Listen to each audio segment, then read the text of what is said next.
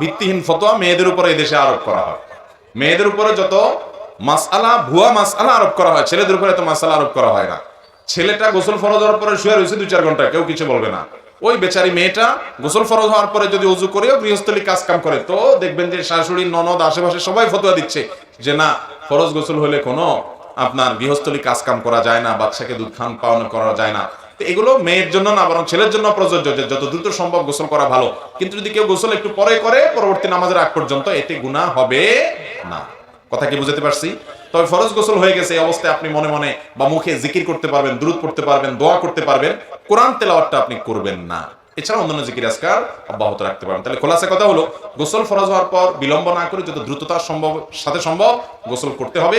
যদি দেরি করতে চান, পরবর্তী নামাজের আগ পর্যন্ত দেরি করতে পারেন, সেক্ষেত্রে উযু করে নিয়ে দেরি করা, সেটা ঘুমান বা অন্য কোনো কাজ করেন, তার জন্য উত্তম।